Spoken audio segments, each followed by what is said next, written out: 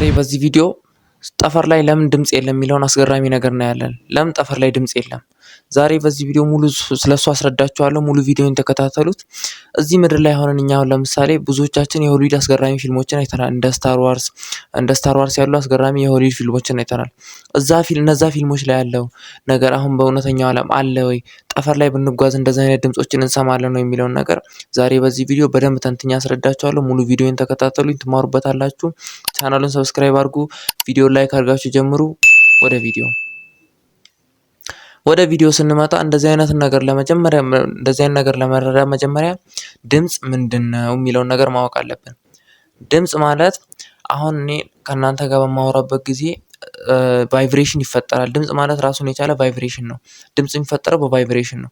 እኔ አሁን እዚህ ጋር ቆሜ ከእናንተ ጋር ሳወራ በዚህ ቪዲዮ ልክ ይሄ እኔ የማወራችሁ ንግግር እዚህ በያዝኩት ስልክ ላይ ማይኩ ጋር የሚደርሰው በአየር ንብረት ግፊት ነው።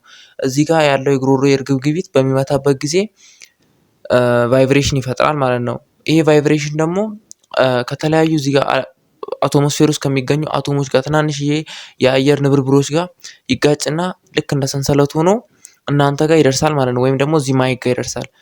ይሄ ማይክ ደግሞ በእናንተ ስልክ እያንዳንዳችሁ በስልካችሁ ወይም በላፕቶፓችሁ በምታዩበት ጊዜ ቪዲዮ የኔ የማደርግላችሁ ንግግር እናንተ ጆሮ ጋር በአየር ንብርብር ወይም ደግሞ እንደመጀመሪያ እንደነገርኳችሁ በአየር ግፊት ይደርሳሉ፣ በአቶሞች ግፊት ይደርሳል አልኳችሁ። ይሄ ግፊት ደግሞ ጆሮአችሁ ጋር በሚያደርስበት ጊዜ ጆሮአችሁ ደግሞ ያንን ነገር የጆሮአችሁ ሴንስ ደግሞ ወደ አይምሮአችሁ ይልከውና አይምሮአችሁ ደግሞ ይሄን ነገር ተርጉሞ ይሰማዋል ማለት ነው። ድምጽ ማለት በአጭሩ ይሄ ነው። ደግሞ ልክ አሁን ደግሞ ወደ ሳይንስ ደግሞ ወደ ስፔሱ ደግሞ ስንመጣ ስፔስ ላይ ለምንድነው ታዲያ ይሄ ነገር የሌለው ብለን ስንጠይቅ መጀመሪያ ስፔስ ላይ ምንም አይነት አቶሞስፌር ወይም ደግሞ የአየር ንብርብር የለም። ስፔስ በአጭር ቋንቋ ቬኪዩም በእንግሊዘኛ ቬኪዩም ብለው ነው የሚጠሩት። ጸጥ ያለ ነው። ምንም አይነት ድምጽ የለም። እዛው ናችሁ፣ ምንም አይነት ድምጽ አሰሙም ማለት ነው።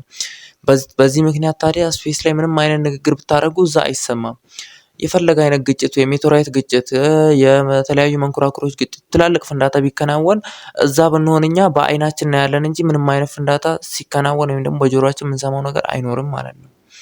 ታዲያ እንደዚህ አይነት ነገር ላይ ታዲያ በጣም ጥያቄ የሚሆን ነገር አለ። ሳይንቲስቶች ብዙ ነገር የሚከራከሩበት ወይም ደግሞ ጥያቄ ሰው ላይ የሚፈጥር ነገር አለ እና አሁን የአይኤስኤስ ወይም ደግሞ የዓለም የጠፈር ተቋም የተመራማሪዎች ጠፈር ላይ ይሄዳሉ። ጠፈር ላይ ሲሄዱ እነሱ ታዲያ እንዴት ነው ስለ ጠፈር ወይም ደግሞ እዛ ሄደው እንዴት ነው እነሱ የሚነጋገሩ፣ ንግግራቸው እንዴት ነው የሚደርሰው ብለን አሁን ራሳችንን እንጠይቃለን አይደል? ልክ ራሳችንን ስንጠይቅ የዚህ ነገር መልስ ደግሞ እያንዳንዱ ሰው በሚያወራበት ጊዜ እዛ እንደኛ የሚጠቀሙት እነሱ ኖርማል የድምጽ ሞገድን አይደለም፣ ይሄ የሳውንድን አይደለም የሚጠቀሙት። እዛ ጋር የሬዲዮ ሞገድን ወይም ደግሞ ራዲዮ ዌቭን ነው የሚጠቀሙት።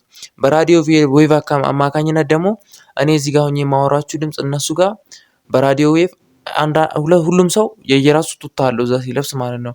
እዛ ቱታ ላይ የራሱን የቻለ ሄልሜት አለ። በዛ ሄልሜት እኔ የማወራው ነገር አሁን ለምሳሌ እዛ ላለው ለባልደረባዬ የኔ ንግግር በውስጡ በተገጠመ ቱታ ውስጥ በተገጠመ ቺፕ ልክ እኔ የማወራው ነገር ንግግሬ እንዳለ እሱ ጋር ይደርሳል። እሱ ጋር የሚደርሰው ደግሞ በራዲዮ ዌቭ አማካኝነት ነው ማለት ነው።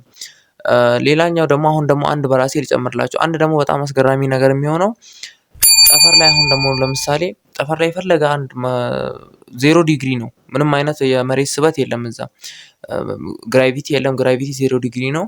እዛ ጋር አሁን ሁለት ጠፈርተኞች ተነስተው በሄልሜታቸው ወይም ደግሞ ባረጉት በፕላስቲክ ሄልሜት ቢጋጩና አንዱን ቢገጨው እዛ ጋር የሚፈጠር ምንም አይነት ድምጽ የለም ብለን እንደመጀመሪያው መደምደም አንችልም። እዚህ ጋር ድምጽ ይፈጠራል። ፕላስቲክ ስለሆነ ጭንቅላታቸውን የሚያደርጉት ፕላስቲክ ደግሞ ድምጽን የማስተላለፍ አቅም አለው ማለት ነው።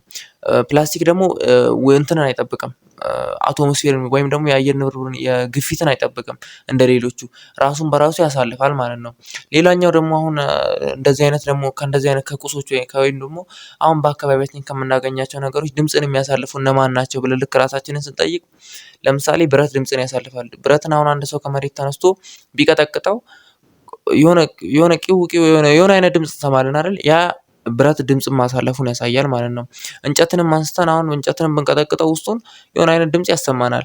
ብርጭቆም የእያንዳንዱ ነገር ግጭት ወይም ደግሞ እያንዳንዱ ነገር የምንፈጥረው ነገር የየራሱ የድምጽ ሞገድ አለው ማለት ነው። ይሄ ነገር ግን ስፔስ ላይ በፍጹም የለም፣ አይሰራም ማለት ነው።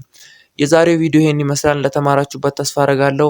ዩቲዩብ ላይ አጫጭር ቪዲዮ ነው የምለቀው። ቪዲዮዎችን ተከታተሉ፣ ትማሩበታላችሁ። ቀጣይ ላይ እንዲሰራላችሁ የምፈልጉት ነገር ካለ ኮመንት ላይ አድርጉልኝ። ኮመንታችሁን አነባለሁ። አበረታቱኝ።